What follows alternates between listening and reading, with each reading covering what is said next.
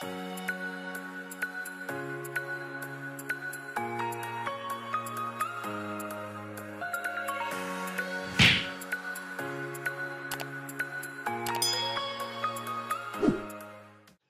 episode yang ke-15 ini, gue ingin membahas sesuatu hal yang cukup sensitif. Ini adalah mengenai tradisi dan juga agama. Bagaimana kedua hal ini menjadi bentrokan.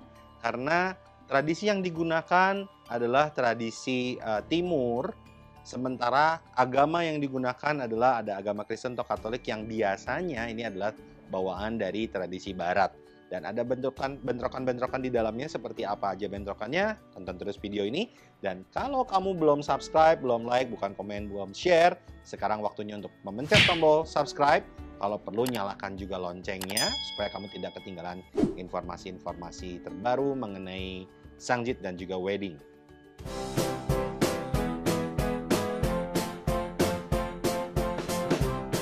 Nah, kalau kita mau membahas mengenai tradisi dan benturannya dengan agama, kenapa? Kita harus tahu dulu, kita harus pahami dulu sejarahnya ya. Seperti yang kita ketahui, orang Tionghoa kebanyakan itu adalah beragama Buddha ataupun Konghucu. Jadi, untuk mereka pemberkatan itu adalah murni hanya sembahyang, ya.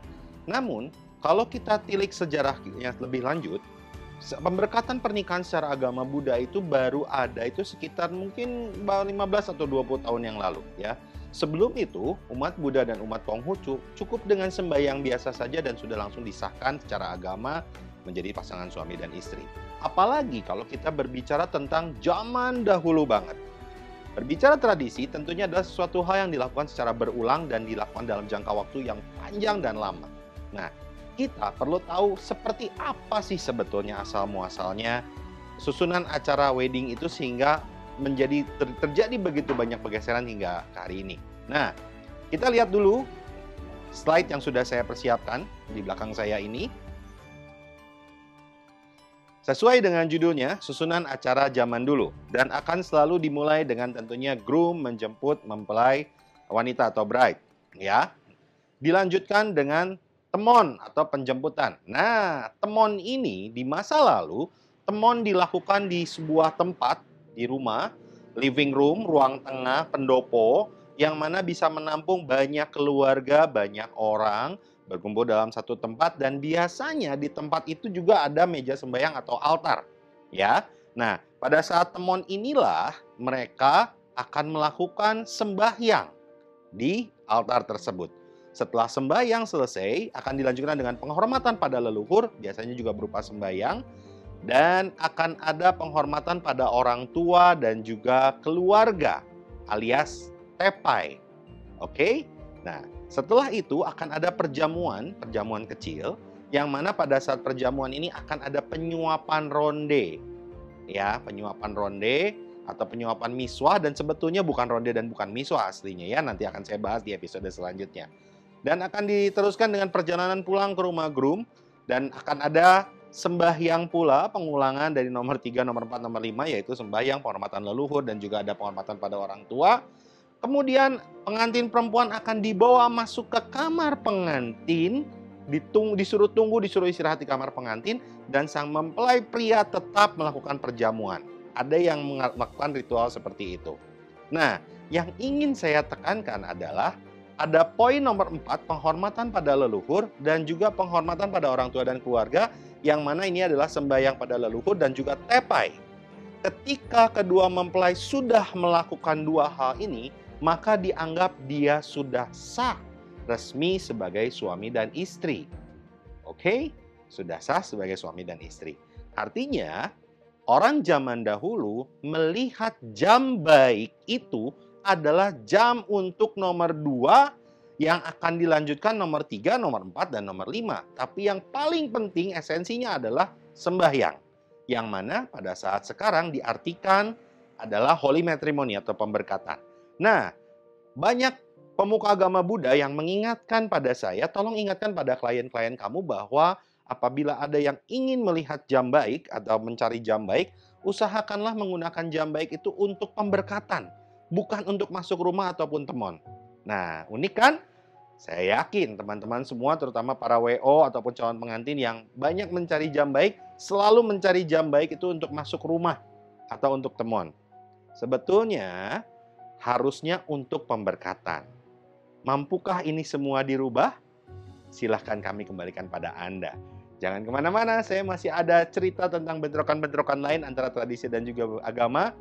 Dan kalau belum subscribe, subscribe dulu sekarang. Jangan kemana-mana ya.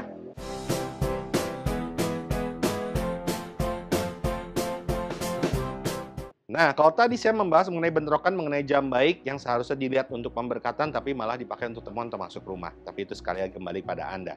Untuk poin yang kedua, saya ingin membahas sesuatu hal yang justru terjadi di masa modern ini.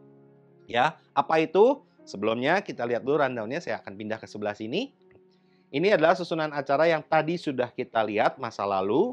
Ya, kali ini kita akan lihat di masa sekarang seperti apa. Oke? Groom tetap menjemput bride, sudah pasti, nggak mungkin pergi sendiri, kecuali orang bule ya. Kalau orang bule kita ketemu di gereja. Kemudian akan ada temon atau penjemputan. Kemudian ada penyuapan makanan untuk bride. Nah, ini dia. Kalau zaman sekarang penyuapan itu berupa ronde, berupa miswa. Sebetulnya itu makanan festival, bro and sis. Artinya makanan yang dianggap baik dan tidak dipergunakan untuk festival-festival tertentu. Tapi sebetulnya makanannya bukan miswa dan ronde. Apa makanannya? Nanti tungguin aja ya di episode selanjutnya ya. Nah, ketika temon, tentunya kondisi veil atau selayarnya pengantin itu dalam kondisi tertutup. Ya. Nah, pertanyaannya, bagaimana mau menyuapkan ronde kalau veilnya tertutup? Banyak orang yang lupa tradisi ronde ini berbenturan dengan kondisi baju yang dipakai saat ini. Kenapa? Nah, saya ingin mengajak kamu semua melihat yang berikut ini ya. Pada saat tradisi ini terjadi, gaun pengantin wanita pada saat itu adalah seperti ini. Nih gambarnya. Selayarnya pendek. Ya, atau lebih jelasnya begini.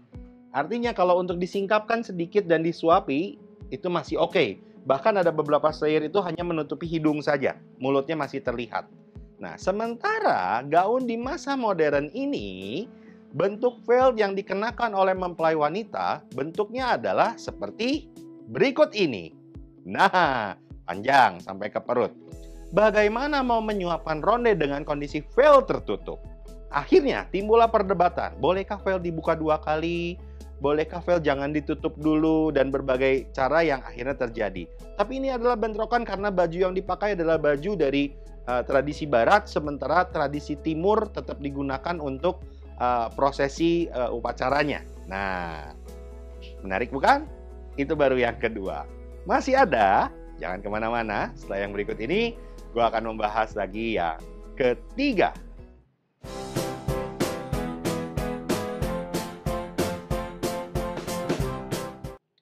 Nah, tradisi yang ketiga ini yang cukup unik ya.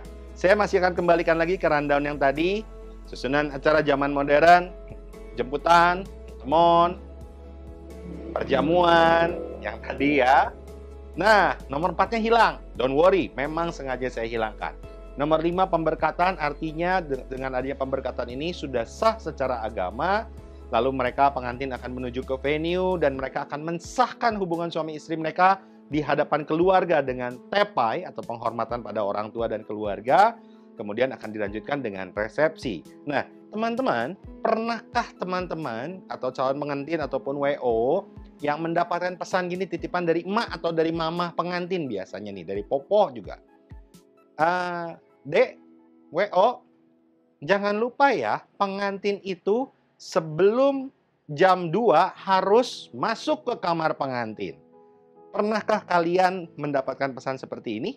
Ya, pertanyaan saya, masuk pengantin sebelum pemberkatan. Berarti belum suami istri dong. Kalau orang muslim bilang, bukan muhrim. 1. Kedua, di mana kamar pengantin itu terletak? Di rumah orang tua kah?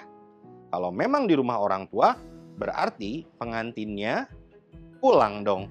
Sementara ada tradisi mobil pengantin tidak boleh mundur. Kenapa? Harus maju terus, pantang mundur. Lah, ini faktanya kembali ke rumah orang tua, berarti mundur dong. Pulang lagi nggak jadi kawinnya katanya.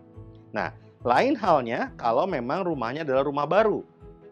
Tetap dong belum pemberkatan yang tadi di awal saya bilang, bukan muhrim.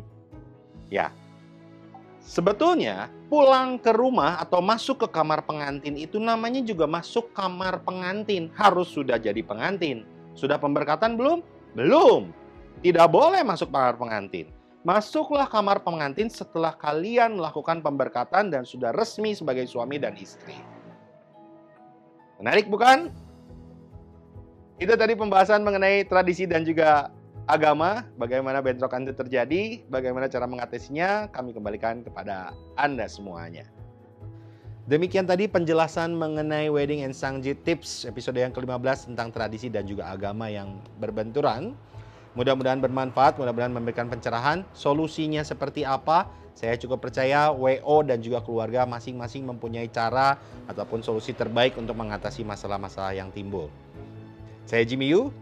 Thank you for watching. Jangan lupa subscribe, like, komen, dan juga share-nya. Bisa kalian lakukan sekarang. Sampai jumpa di video-video selanjutnya. Bye!